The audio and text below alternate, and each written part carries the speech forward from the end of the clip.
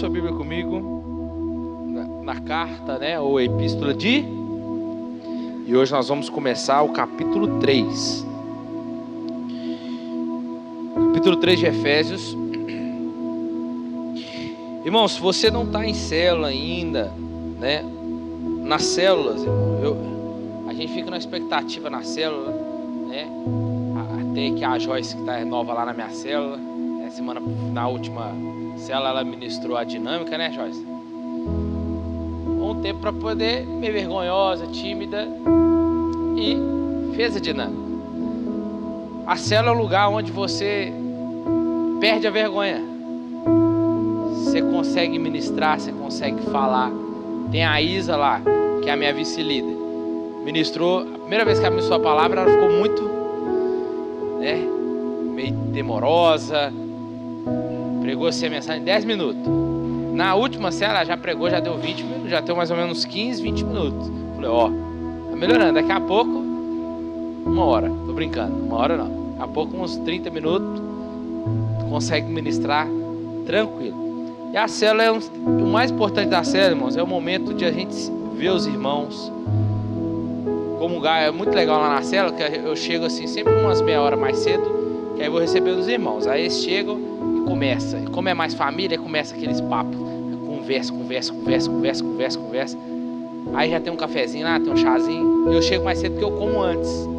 Entendeu? Já como antes. Mas o bom da célula é esse tempo de comunhão, irmãos. É bom demais, sabe? Então se você está sem célula, vai para a célula. A célula de casais. A última célula de casais teve churrasco. Mas é só quem está na célula de casais. Entendeu? É só quem está na célula de casais que vai participar. Eu não estou vindo na célula de casais. Eu também não vim no churrasco. Eles ficam falando assim, não, pastor, pode vir. Eu falei, não, eu sou coerente, meu pai. Que isso? Não estou vindo. Então não vou vir comer também não. Entendeu? Dando desculpinha que eu estava em casa à toa lá. Entendeu? Resolvendo algumas coisas. Mas é importante. Como é que é? Quem não trabalha também não come, É tipo isso. Mas vai para a célula. Vai para uma célula que você vai ver como que é bom. Deixa eu correr aqui. Quem encontrou? Por esta causa eu, Paulo, sou prisioneiro de Cristo Jesus, por amor de vós, gentios. Se é que tendes ouvido a respeito da dispensação da graça de Deus, que foi confiado a mim para vós outros. Pois segundo uma revelação, me foi dado conhecer o mistério, conforme escrevi há pouco, resumidamente. Pelo que quando o ledes, podeis compreender o meu discernimento do mistério de Cristo, o qual em outras gerações não foi dado a conhecer aos filhos dos homens, como agora foi revelado aos seus santos, apóstolos e profetas no Espírito. Saber que os gentios são co-herdeiros, membros do mesmo corpo e co-participantes da promessa em Cristo Jesus, por meio do Evangelho, do qual eu fui constituído ministro, conforme o dom da graça de Deus a mim concedido, segundo a força operante do seu poder. A mim, o menor de todos os santos, me foi dada esta graça, de pregar aos gentios o Evangelho das insondáveis riquezas de Cristo, e manifestar qual seja a dispensação do mistério, desde os séculos, oculto em Deus, que criou todas as coisas, para que pela igreja a multiforme sabedoria de Deus se torne conhecida agora dos principados e potestades nos lugares celestiais, segundo o eterno propósito que estabeleceu em Cristo Jesus nosso Senhor, pelo qual temos ousadia e acesso com confiança mediante a fé nele. Portanto, vos peço que não desfaleçais nas minhas tribulações por vós, pois nisto está a vossa glória. Somente até aí. Irmãos, o título desse sermão aqui de Paulo, no capítulo 3, é sobre um segredo que foi revelado, ou um mistério revelado. Em Efésios 1, Paulo mostrou o plano eterno de Deus, escolhendo a igreja em Cristo para a salvação. Nós vimos isso. E orou para que a igreja, orou para que Deus mostrasse para a igreja a grandeza desse chamado. a riqueza dessa herança e a suprema grandeza do poder que estava à disposição da igreja. Em Efésios 2, Paulo mostrou o estado de perdição e condenação que se encontravam judeus e gentios, que ambos eram escravos da carne, do mundo e do diabo. Revelou ainda também, como nós vimos na semana passada pelo Edinho, que a triste situação dos gentios, separados de Deus e separados de Israel. Ainda mais mostrou como ambos, judeus e gentios, foram reconciliados para se tornarem um só povo por meio de Cristo. Agora no capítulo 3, Paulo vai falar sobre o maior mistério de Deus na história. E é por causa desse mistério que ele está preso. Lembrando que Efésios, assim como Filipenses, Colossenses, Filemon, essa é uma das cartas da prisão. Paulo escreve ainda estando preso. E o que realmente pôs Paulo na prisão foi ele pregar por toda parte que o evangelho de Jesus Cristo era tanto para o judeu quanto para os gentios. Por isso que vai haver uma briga entre ele e o apóstolo Pedro, né? Uma briga assim, né? Uma briga saudável, né? Um de apontar o dedo na cara do outro, né? E Paulo falando para Pedro que ele não podia padronizar o evangelho, porque também o evangelho ele é para os gentios. E a ideia que nós vamos ver, daqui a pouco eu vou falar isso, que isso não é, o chamamento dos gentios não se deu a partir de Paulo, mas se deu muito antes lá no Antigo Testamento. Daqui a pouco a gente vai ver isso pela frente. Foi isso que mais que qualquer outra coisa enfureceu os judeus. Paulo levar o evangelho para os gentios. Foi esse estilo de mensagem que culminou na sua prisão em Jerusalém e subsequente envio para Roma. Em duas ocasiões dessa carta, Paulo lembra os leitores que ele é um prisioneiro. E ao concluir em capítulo 6, versículo 20, ele também diz que ele é um embaixador de cadeias. Sem dúvidas, em Efésios, né, ou na cidade de Éfeso, o povo estava perguntando: por que Paulo está preso em Roma? Como é que Deus permitiu uma coisa dessas? Nesse parágrafo, Paulo explica a sua situação e ao mesmo tempo esclarece uma das grandes verdades da carta: o mistério da igreja. O mistério da igreja. Que mistério é esse? No Novo Testamento, o mistério não é algo enigmático. Quando a gente diz, né, há um mistério no ar, a gente pensa em algo enigmático, indecifrável. Mas o Novo Testamento é uma verdade. Uma verdade que Deus manteve oculta em eras passadas, mas que agora foi revelada, e só é revelada àqueles que pertencem à família na fé, à igreja, aqueles que creram na pessoa de Jesus. Um mistério é um segredo santo, obscuro para aqueles que não creem. Para estes é um mistério indecifrável e enigmático, mas para nós os que cremos, não, é um segredo santo. E agora compreendido e guardado como um bem valioso. Aonde? Guardado pelo povo de Deus. Tem alguém que é povo de Deus aqui? O mistério, Paulo vai explicar. Os cristãos gentios encontram-se unidos. Esse é um mistério aqui. Que os crentes gentios se encontram unidos aos cristãos judeus, em um só corpo, numa mesma igreja. Não há divisão, não há acepção de pessoas. Quem faz isso é eu e você. Mas em Cristo Ele reconciliou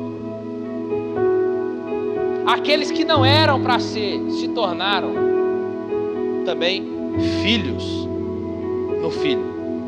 Então agora eles são um.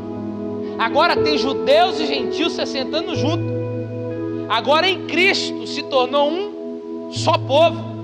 Agora não é mais só Israel, agora é Israel e os gentios. Amém? Agora ambos se tornaram um. E isso somente Deus pode fazer. Isso é só obra exclusiva de Deus. Unir aquilo que a gente olha e fala: nunca nunca me assentarei com ele, nunca vou comer com ele, comunhão com ele de forma nenhuma terei. Mas Deus está mostrando para nós aqui que com ele não existe isso. Com ele não existe divisão, com ele não vai existir facção, não vai existir escolhas que eu quero, da forma que eu quero, com quem eu devo me sentar, com quem eu não devo. Para Deus não existe a classe dos ricos e a classe dos pobres dentro da igreja. Não, Ele está mostrando para nós que só Ele, se quem está nele, não pode haver divisão, não pode haver facção, não pode haver ideias diferentes no sentido de que vão trazer desunião na igreja. Ele está mostrando que em Cristo tem que viver unido, uma só visão, um mesmo propósito. Agora, porém, Paulo explica o impacto extraordinário desse segredo santo, que tomou conta da sua vida e do seu ministério. E esse mistério é relevante para a igreja. Paulo considera-se o prisioneiro de Cristo e não de Nero, o imperador. Paulo não olhava para a vida a partir da perspectiva puramente humana. Ele sempre via a vida pela ótica da soberania de Deus. Ele sempre viu o que ele está passando com um propósito de Deus na vida dele. Se ele fosse olhar na perspectiva dele humana, ele ia dizer: eu não preciso passar disso não. Eu não posso, para que eu estou passando por isso? Eu não mereço isso não, Sou um cara trabalhador, prego o evangelho, sou um dizimista. Por que eu estou passando por isso? Onde eu estou agora? Estou preso por causa do nome de Jesus? Não, mereço não. Só que Paulo, se ele fosse olhar para esse lado humano, ele poderia negar. Mas ele olha na perspectiva de Deus, ele vê propósito em tudo, de forma soberana. Então, Paulo nos mostra que suas prisões não mudou quem ele é. Aleluia por isso. Pelo contrário, só ajudou ele a manifestar, a externar quem de fato Deus o chamou para ser. Aleluia. Irmãos, assim somos nós, como igreja, como irmãos em Cristo. Devemos viver dessa forma, encarar a vida e as situações que nos sobrevêm, não na nossa perspectiva, no nosso olhar humano. Lembra que nós não somos guiados por vista, mas somos guiados pela fé. Temos que ver propósito em tudo. Paulo via propósito nas suas prisões. Em Filipenses capítulo 2, se não falha a memória, capítulo 1 quer dizer, capítulo 1 versículo 10, o apóstolo Paulo disse que as suas prisões estão servindo para a propagação do evangelho. Então entenda, assim como nós devemos também viver, encarar a vida e as situações que nos sobrevêm na perspectiva de Deus, no olhar de Deus, e não na puramente humano, olhando tudo ao redor, sabe, querendo buscar entender, vendo tudo pela agora. É hora de nós como igreja, irmãos. Nós como igreja, nós vivemos pela fé. Então nós temos que começar a olhar pela ótica da soberania de Deus. Por quê? Porque se algo está acontecendo com a igreja que é dele, com os filhos que é dele, e a igreja que é noiva dele, então tudo que está acontecendo está sob o controle dele. Amém? Então nós temos que começar a olhar pela ótica, pelos olhos de Deus. Este é o primeiro ponto para a gente poder entender aqui. Então, a primeira coisa que Paulo faz, a gente discorrer o texto aqui, é definir o que é mistério. Ele diz 3 vezes essa palavra aqui. A palavra mistério tem um sentido diferente daquele entendido na língua portuguesa. As palavras em português e em grego não têm o mesmo sentido. Em português, ela quer dizer algo que é obscuro, oculto, secreto, enigmático, inexplicável, até mesmo incompreensível. No grego, que é a língua do Novo Testamento, quer dizer um segredo, um mistério. Significa que um segredo que foi revelado. Não vai ser, já foi. O cristianismo, não existem mistérios esotéricos reservados somente para uma elite espiritual. Não, os mistérios são só com os apóstolos. Os mistérios só com os evangelistas. Não existe uma classe espiritual para onde o mistério é revelado. Os mistérios cristãos são verdades que, embora estejam além da compreensão humana, foram revelados por Deus e, portanto, agora abertamente não pertence a um ciclo de pessoa, pertence a toda a igreja, a toda a igreja agora ela tem acesso a isso. Então, mais abertamente, mistério é uma verdade que esteve oculta ao conhecimento ou entendimento dos homens. Está falando aqui da pessoa de Jesus, mas que agora foi desvendada pela revelação de Deus. Quem é essa revelação de Deus? A maior revelação de Deus se chama Jesus. E em Jesus, esse mistério foi revelado. Qual o mistério? Da salvação, de unir povos. Este é o propósito. Então o evangelho não está ao alcance apenas de uma elite espiritual, mas agora é aberto a toda a igreja, conforme disse no versículo 5. Para Paulo, mistério era um segredo antes escondido e agora desvendado. E ele diz no versículo 4, o mistério de Cristo, pelo quando ledes, podeis compreender o meu discernimento do mistério de Cristo. Essa é uma verdade revelada que Paulo não descobriu com seus estudos, com seu intelecto, nem por pesquisa, mas veio diretamente do Senhor. Paulo declara a natureza exata do ministério de Cristo. Mistério, ele dizendo, no versículo 6, a saber, os gentios são coherdeiros. Ser coherdeiros é ser participantes da mesma herança que está em Cristo, do mesmo corpo que os judeus pertencem, em Cristo, por meio do Evangelho. Assim o mistério diz respeito a Cristo e a único povo, judeu e gentil. Então, para definir esse mistério, Paulo usa o versículo 6. No versículo 6, 3 expressões. Aqui: coherdeiros, membros do corpo e coparticipantes. Então, resumindo, podemos dizer que o mistério de Cristo é a união completa entre os judeus e gentios por meio da união em Cristo. E essa é a dupla união. Deus revela esse mistério a Paulo. Deus revela aos santos apóstolos e aos profetas e também à sua igreja. Agora, portanto, esse mistério é uma possessão, é uma posse da igreja. Quando eu falo igreja, é uma igreja católica, a igreja que é universal, comprada de toda tribo, língua e nação. Não é uma posse da igreja Lagoinha, não é uma posse da igreja batista tradicional, presbiteriana, renovada e por aí vai, da Assembleia de Deus, da Zé Amor. Não. Aqui o apóstolo Paulo está dizendo que esse mistério é posse da igreja de Jesus Cristo, de toda tribo, língua e nação, em todos os lugares aonde estiver. Então agora nós como igreja podemos dizer que temos o mistério de Cristo. Temos o dever então, por meio do Evangelho, de unir pessoas a Cristo, reconciliar os perdidos por meio da pregação do Evangelho. Isso é um dever nosso como igreja, uma igreja que quer refletir a glória de Cristo. E uma das formas de refletir a glória de Cristo é pregando o Evangelho, unindo as pessoas em Cristo. Por quê? Porque outrora o mistério estava oculto até a nós, mas nós éramos os gentios aqui. Nós éramos os gentios, mas esse mistério foi revelado a nós, e hoje nós temos a posse desse mistério de Cristo para poder reconciliar pessoas, para propagar o Evangelho. Estava oculto, mas agora está em nossa posse, irmãos. Então agora qual que é o nosso dever?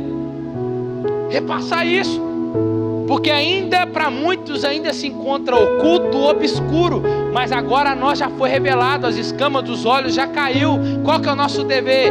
Pregar, para que os olhos das outras pessoas sejam desvendados, que as escamas dos olhos caem, para que eles vejam também essa graça, esse mistério de Cristo.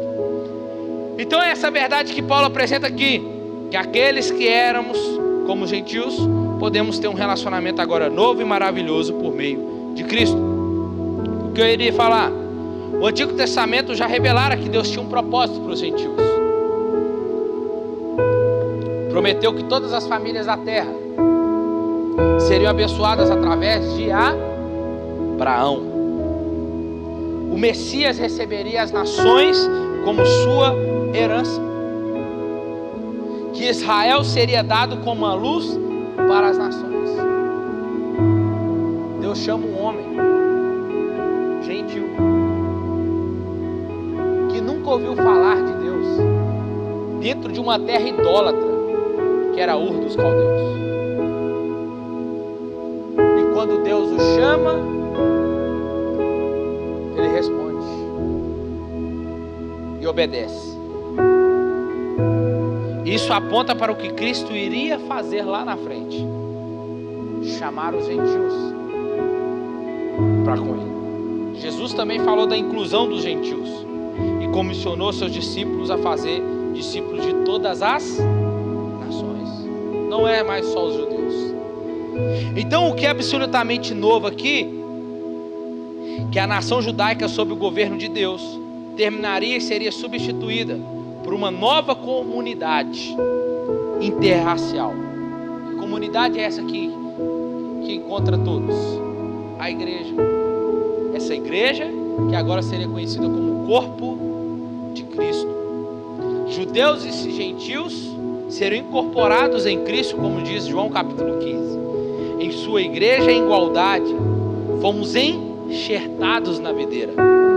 Essa união completa entre judeus e gentios e Cristo era nova, e Deus revelou a Paulo, vencendo o preconceito judaico que havia naquela época. Paulo diz agora em Efésios 3:5: qual outras gerações foi manifesto, foi revelado aos seus santos, a igreja, aos seus santos apóstolos e profetas pelo Espírito.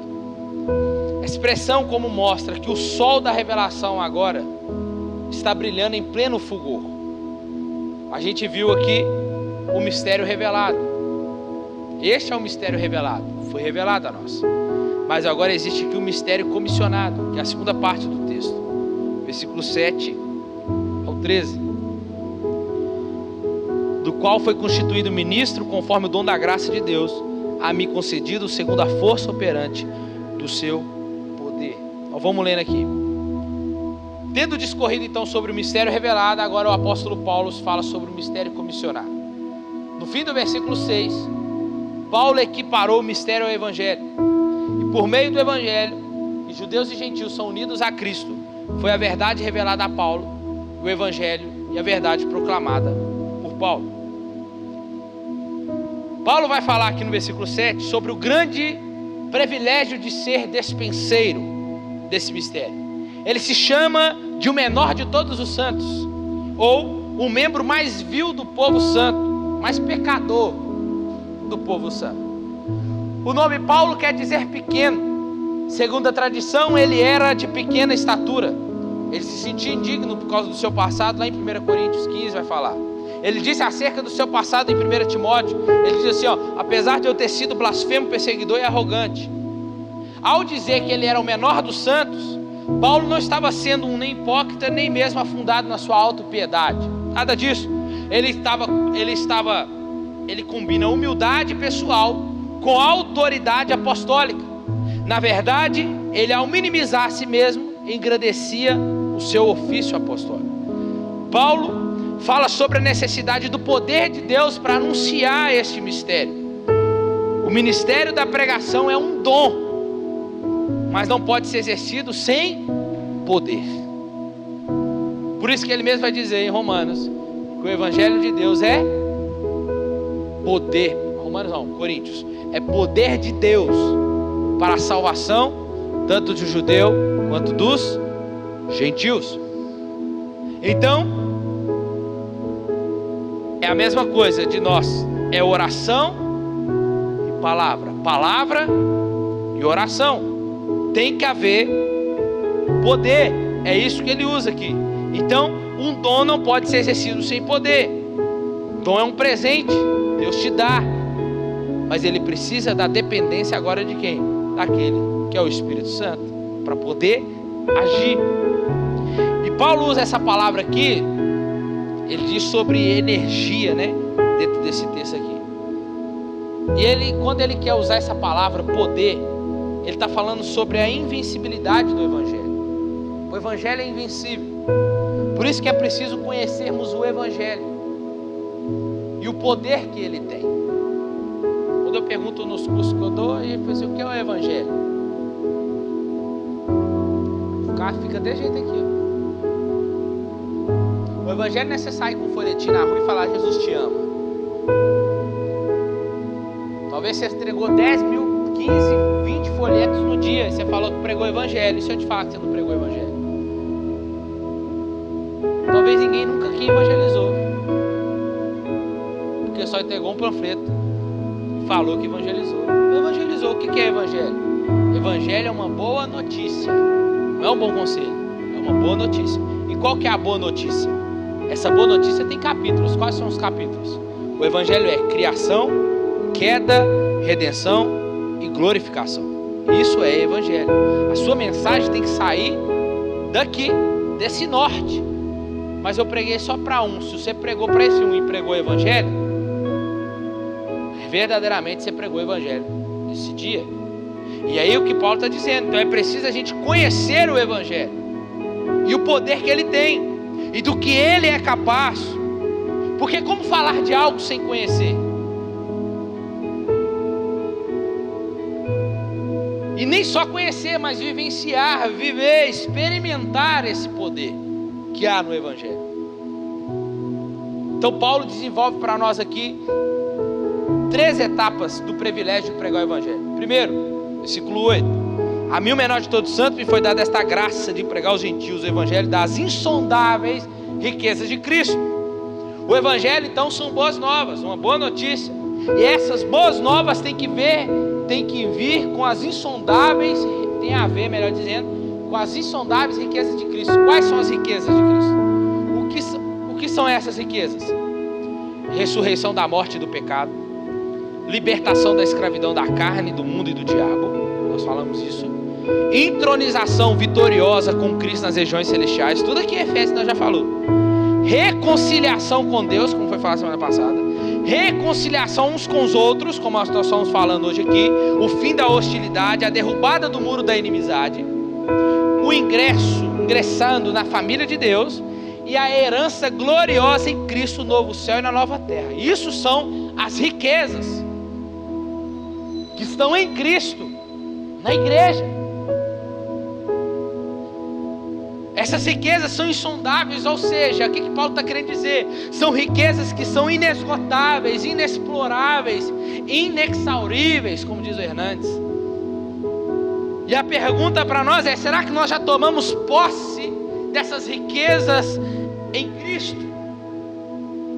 Só pode experimentar e vivenciar essas riquezas quem está em Cristo. Irmãos, quem é o ouro? O que é o ouro? O que é a prata? O que é o rubi? O que é a esmeralda? O que é o jaspe? As moedas de bitcoins lá. Perto dessa riqueza aqui, irmãos, conquistada em Cristo. Riqueza essa onde nem a traça ou ferrugem consomem, nem um ladrão arromba, nem um ladrão rouba. Porque assim como diz o apóstolo Pedro, não foi prata nem com ouro que nós fomos comprados da nossa vã maneira de viver, mas foi pelo precioso sangue de Jesus Cristo. Então, irmãos, essas riquezas, é por isso que o apóstolo Paulo diz que ele, Cristo, se fez pobre em 2 Coríntios 18:9, para que nós nos tornassem ricos. A igreja é majestosa, irmãos. A igreja, ela tem brilho. Não é porque você é bonito, você vem com a roupa brilhosa. Mas a igreja é majestosa, a igreja tem brilho, a igreja ela é rica. Por causa da pessoa de Cristo, por causa da glória dele. Então entenda, por quê? Porque ela obtém as riquezas de Cristo. Riquezas insondáveis, que significa no sentido literal da palavra que cuja pista não pode ser achada. Essas riquezas, irmãos, é dessas riquezas que nós temos que entender, vivenciar, experimentar. Nós somos ricos, irmãos. Em Cristo nós somos ricos. Como a terra é vasta demais para ser explorada, assim como o mar é profundo demais para ser sondado, também assim é o Evangelho de Cristo. O Evangelho está além do nosso entendimento. Não precisamos viver como mendigos espirituais, porque nós já temos as riquezas insondáveis desse Evangelho bendito, irmãos. Irmão, escuta, nós já fomos ressuscitados da morte e do pecado, nós somos vivificados em Cristo, nós somos libertos da escravidão da carne, do mundo e do diabo, nós já fomos entronizados, agora nós estamos assentados nos lugares celestiais em Cristo Jesus, nós fomos reconciliados com Deus, outrora éramos inimigos dele, nós agora podemos ter acesso uns aos outros, fomos reconciliados. Por quê? Porque agora não existe mais judeus, nem grego, nem gentios, porque agora são um povo só. Fomos reconciliados uns com os outros. Agora nós pertencemos a uma família, a família de Deus, esperando a herança gloriosa de um novo céu e uma nova terra. É nisso que nós devemos nos apegar como igreja, irmãos. Você está aqui? Em segundo lugar, manifestar o mistério de Deus a todos os homens. Manifestar qual seja a dispensação do mistério dentre os séculos oculta em Deus que criou todas as coisas. O versículo 9 não é a repetição do versículo 8. Paulo traz rapidamente diferenças aqui. Ele fala que a pregação do Evangelho agora é definida como, não como boas novas, mas agora para a condição daqueles que estão nas trevas, na ignorância do pecado. Pregar o Evangelho àqueles que não creem ainda, aos gentios, era como expor o profundo mistério à plena luz do dia, de maneira que todos pudessem ver. Isso é a ideia do pregar o Evangelho, o mistério de Cristo. Essa era a missão que Paulo tinha recebido de Cristo, para lhes abrir os olhos, a fim de se converterem das trevas para a luz. Por quê? Porque o diabo cega o entendimento das pessoas. Evangelizar é levar a luz onde há trevas, para que os olhos sejam abertos para ver. Outra coisa que Paulo fala entre os versículos 8 e 9, ele dá uma ênfase no versículo 8, dizendo que a mensagem de Paulo é Cristo, e no versículo 9 a mensagem de Paulo é a igreja. Paulo dirige seu ministério no versículo 8 aos gentios, no versículo 9, e a todos salvos sem distinção. Por isso Paulo menciona que o Deus que criou o universo agora começou uma nova criação. Quem? A igreja. E um dia vai completar essa obra.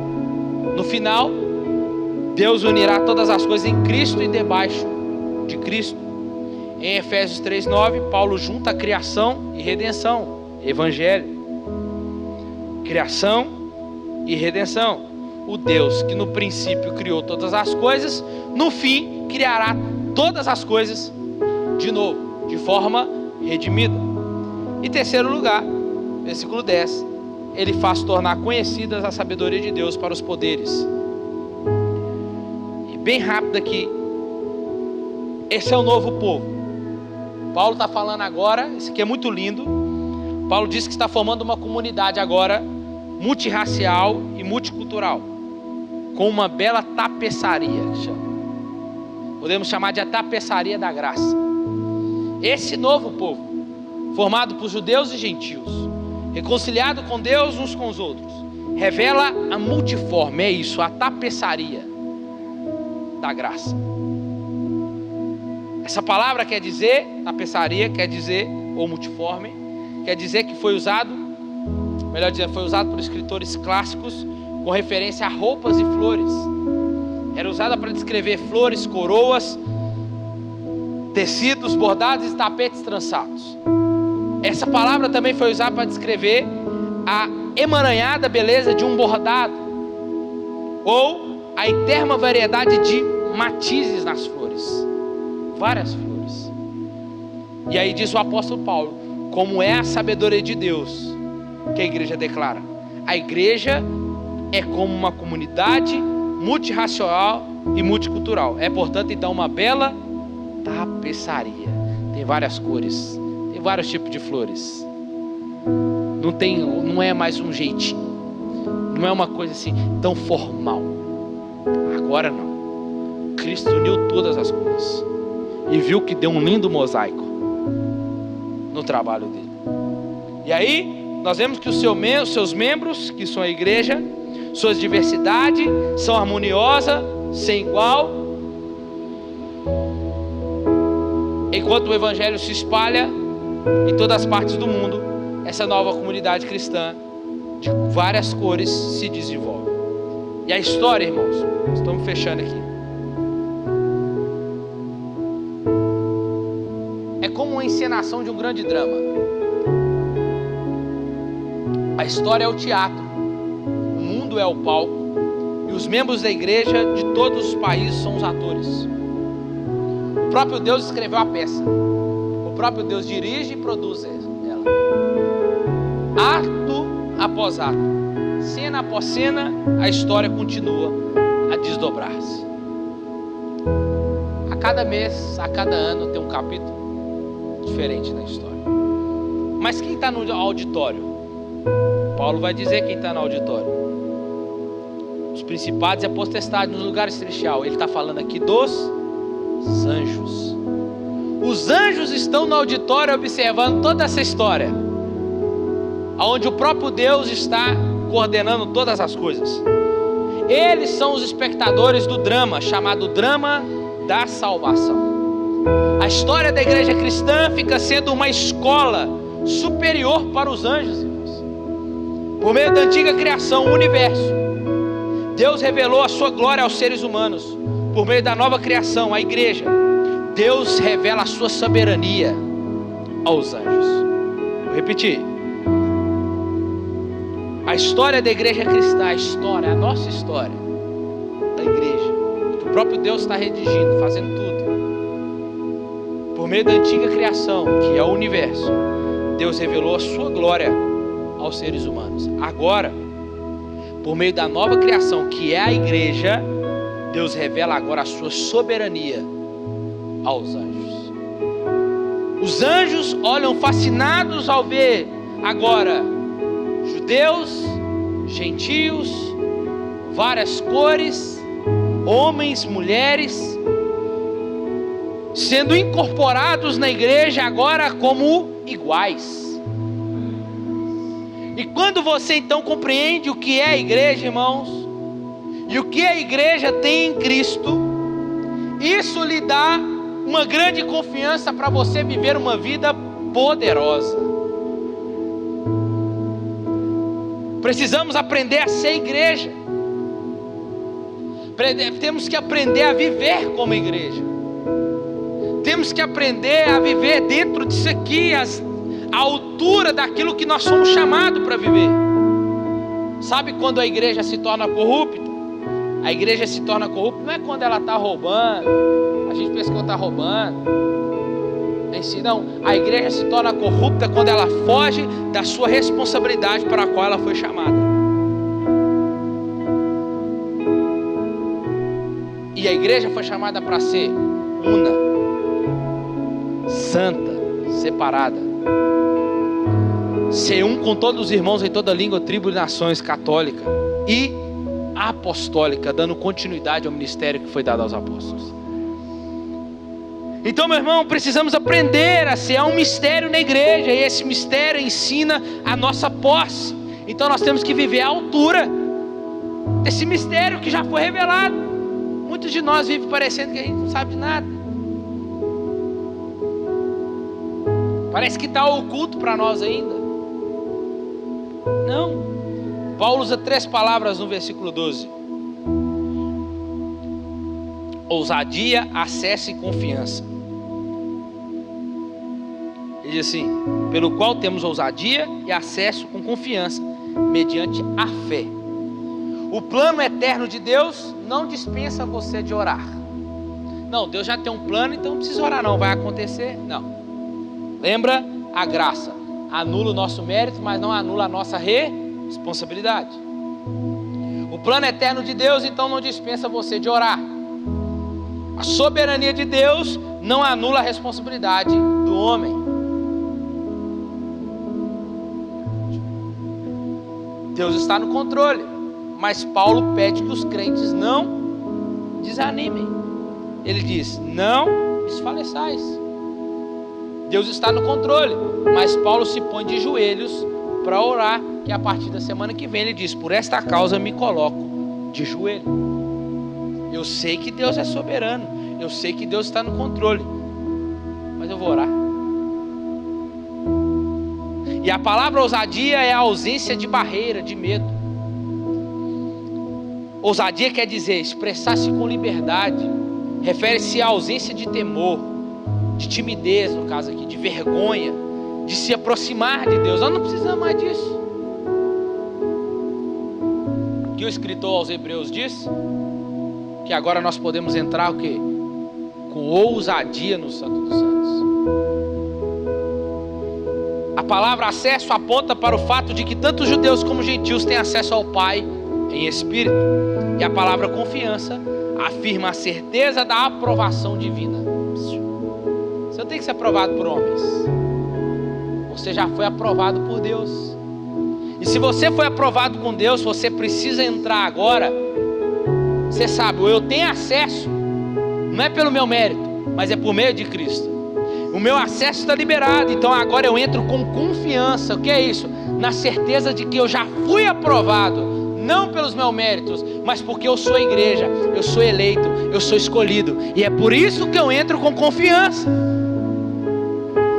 Então essas três palavras são postas juntas de maneira a chegar ao sentido pleno da verdade anunciada pelo apóstolo. E isto que é pela fé em Cristo, temos acesso irrestrito e confiante a Deus. Agora todos nós temos liberdade de nos aproximar livremente de Deus por meio de Cristo. Paulo quer que os crentes entendam que o plano de Deus da redenção prosseguirá, independente se ele está preso ou não, vai acontecer. O plano de Deus não falhou porque ele está na prisão, nem suas aflições o afastaram do caminho do dever. Ele anunciou o evangelho, independente de qualquer coisa. Perca a cabeça, mas não perca a mensagem. Vai ser pregado. Então escuta uma coisa, Lagoinha, nessa noite aqui. Se a prisão não afastou Paulo do propósito, do chamado dele, entenda, não vai ser uma tempestade, não vai ser uma tribulação, não vai ser uma aflição, não vai ser uma doença, não vai ser uma perseguição que vai parar o plano de Deus que ele tem na sua vida como igreja. Você está aqui, irmãos? Não vai atrapalhar, não vai impedir, nem mesmo você pode impedir o plano de Deus de cumprir na sua vida. Então nós vemos de forma clara aqui a centralidade bíblica da igreja, porque a igreja ocupa um lugar central na história. Nós temos o eterno propósito de Deus. A história não é uma coletânea de eventos desconexos. Não é a história das nações, dos reis, da queda, do levantamento de impérios, mas é a história de Deus, formando um povo para si mesmo, para reinar eternamente com Ele. A igreja ocupa o principal lugar, o central no Evangelho. Cristo morreu para isso, para nos reconciliar com Deus e para nos reconciliar uns com os outros. A igreja ocupa o lugar central na vida cristã. E Paulo termina esse versículo 13 aqui, dizendo assim: não desfaleçam nas minhas tribulações por vós, pois nisto está a vossa glória. Paulo termina esse parágrafo como ele começou. Como é que ele começou? Por esta causa, eu, Paulo, sou prisioneiro, por amor de vós. E agora ele termina: portanto, vos peço que não desfaleçais nas minhas tribulações por vós, por isto está a vossa glória. Sofrimento e glória estão profundamente interligados. Sofrimento é um meio que Deus usa para forjar o nosso caráter. Estão interligados. Se o nosso sofrimento traz glória para os outros, bendito seja Deus. O sofrimento de Paulo nos trouxe um peso eterno de glória, irmãos. Aqui na terra, irmãos, será a cruz. O auge do ministério de Jesus não foi a ressurreição, foi a cruz. Então não queira um bom nome, não queira sucesso, não queira grandes coisas, porque você está longe do propósito do Evangelho. Porque o propósito culminante final do Evangelho é o quê? É a cruz. A sua vida aqui na terra é a cruz, mas com ele é te glorificar. Não te glorificar aqui na terra, mas te glorificar lá com ele. Então, o caminho para chegar no lugar de glória é o caminho da cruz. Então, quem não entende o mistério de Deus em sua igreja, vai tentando avançar em sua jornada espiritual, orientando-se pelo mapa errado. Ou ainda podemos dizer que tentam construir uma casa usando o projeto errado.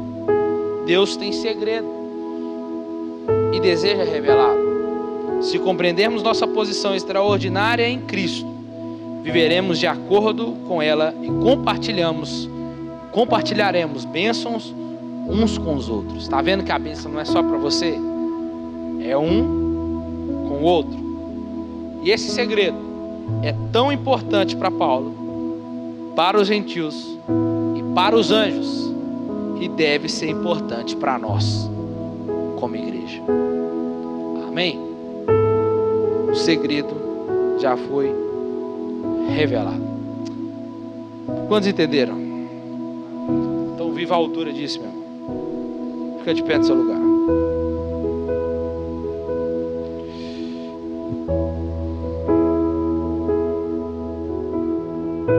Pai, graças te damos, te agradecemos pela tua palavra.